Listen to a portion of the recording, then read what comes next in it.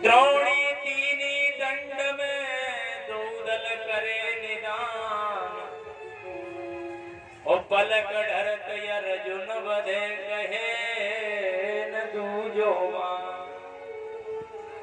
जो ही पितामह भीष्म ने कहा कि द्रोणी तीनी दंड में, 3 दंड होते 24 मिनट को कहते हैं, और द्रोणी माने द्रोणाचार्य का पुत्र अश्वत्थामा।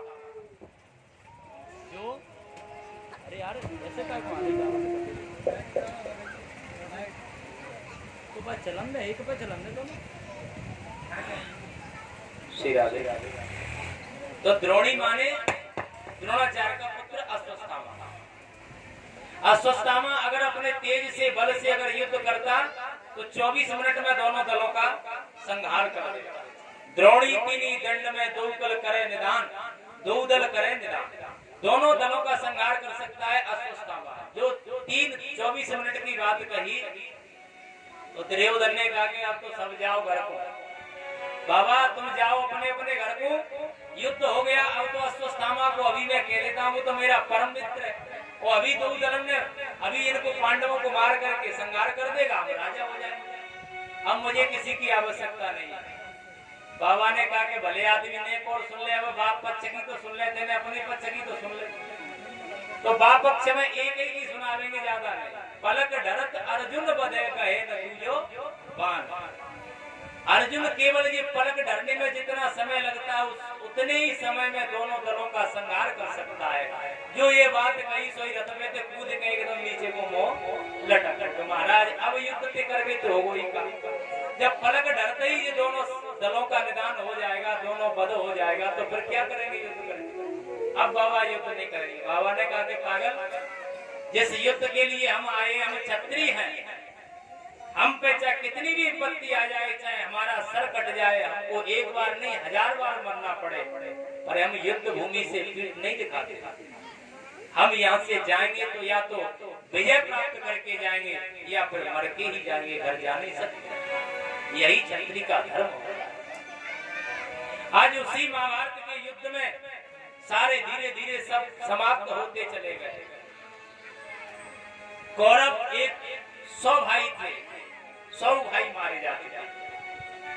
भीम ने अपनी गदा से दुर्योधन की जंगा का भेदन कर दिया तो जंगा टूट गई थी, जंगा टूटी हुई थी और उसी कुरुक्षेत्र में पड़ा हुआ था।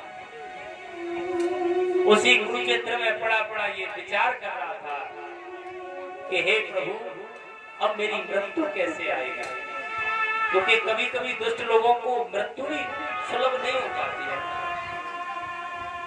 ये दुर्योधन को श्राप लगा हुआ था कि जिस दिन तुमको सुख और दुख दोनों एकत्रित एक समान भाग से हो जाएंगे, उसी समय तेरी मृत्यु हो जाएगी। इसलिए मरा तो नहीं था दुर्योधन, पर उसकी जंगा टूटी हुई थी, पड़ा हुआ था।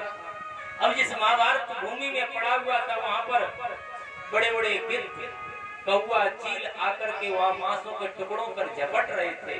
कभी कभी जीवित दुर्योधन के ऊपर भी छटपटाते हैं, दौड़ते हैं, कभी मांस तोड़ ले जाते हैं, कभी उनकी आंखों की तरफ दौड़ते हैं। दुर्योधन सबको भगाते भगाते परेशान हो गया। आगे बढ़ने लगा तो उस कुरुक्षेत्र में खून की नदियां बह रही हैं। उस नदी में निकलता हुआ गोता खाते खाते एक जगह जाकर के वृक्ष के नीचे बैठ गया। बैठ करके विचार करने लगा, प्रभु अब मेरी मृत्यु कैसे होगी, अब मैं इस जीवन को अपने को रख नहीं सकता। उसी समय एक घटना घटी कि अश्वत्थामा आया। अश्वत्थामा ने आकर के और वही जैसे ही दुर्योधन के पास में पहुंचा अश्वत्थामा ने पूछा, भैया क्या हुआ? तो एकदम से दुर्योधन रोकर के कहने लगा, भैया क्या करूं, आज मैं अपने जीवन की अंतिम घड़ियों को, अंतिम पलों को गिन रहा हूं, अब मेरा यहाँ बचने का कोई मार्ग नहीं है।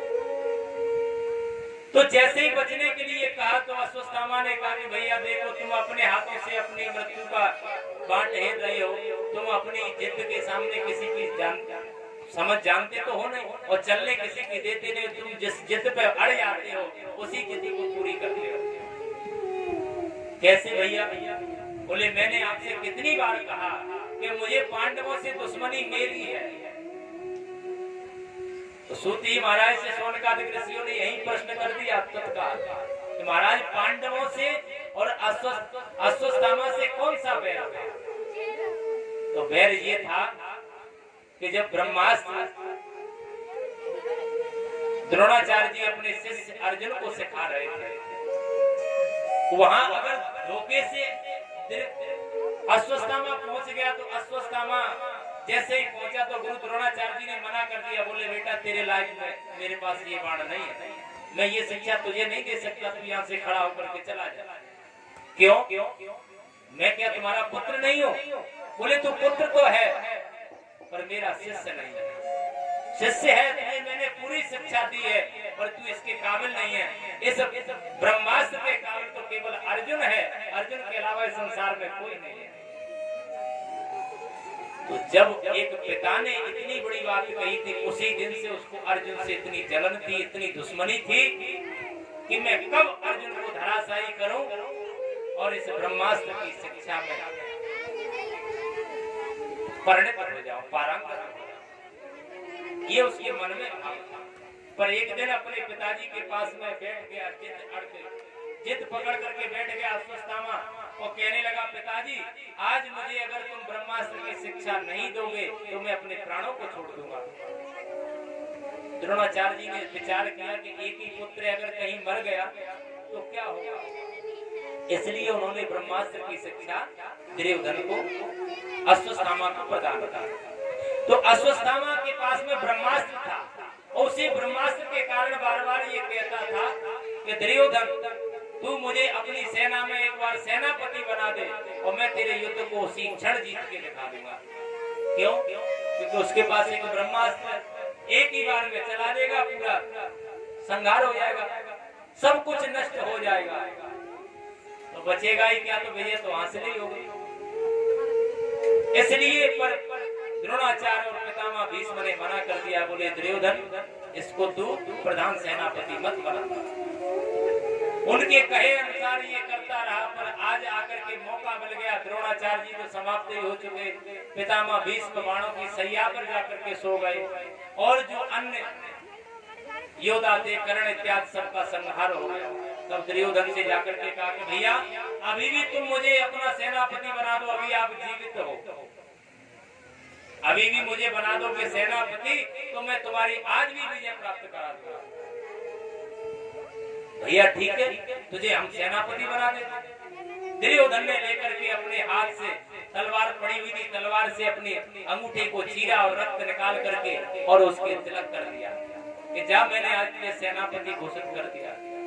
तलवार हाथ में दे दी, तलवार हाथ में दे करके और कहा कि सुनो भैया तुम हमारे प्रधान सेनापति हो और मेरी इच्छा है कि आज पांडवों में से एक का भी तुम सिर काट के ले आओगे, मुझे संतुष्टि हो जाएगी, मेरा मरना सार्थक हो जाएगा। अश्वत्थामा ने हाथ उठा करके दोनों भुजा उठा करके कहा कि मैं प्रतिज्ञा करता हूँ आज मैं 5 पांडवों के 5 सिर काट करके तुम्हारे सामने लेके आऊंगा।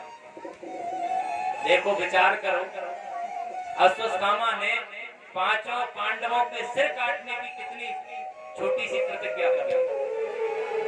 वो तो ये समझ रहा है कि गाजर मूली है तो तुरंत काट के कहीं रखा होगा तो काट करके हाल ला करके दे दो। अश्वत्थामा ने विचार करके और प्रतिज्ञा करके वहां से निकल पड़ा। जैसे ही अश्वत्थामा निकला और अश्वत्थामा निकलते ही वहां से कुछ दूर जाकर के उसने विचार विमर्श किया। क्यों? क्योंकि जो लोग विचार विमर्श करते हैं सफलता उन्हीं को हासिल होती है।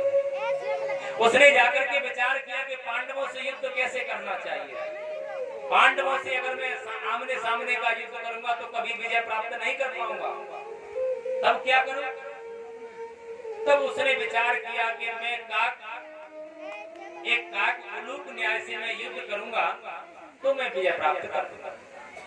ये न्याय शास्त्र जब पढ़ेंगे ना तो उसमें एक न्याय नहीं है, अलग अलग सबके न्याय है। जैसे न्याय और नीति एक ही बात होती है तो विदुर जी की अलग नीति है, विदुर नीति, है, पराशर ऋषि की अलग नीति है, सबके अलग अलग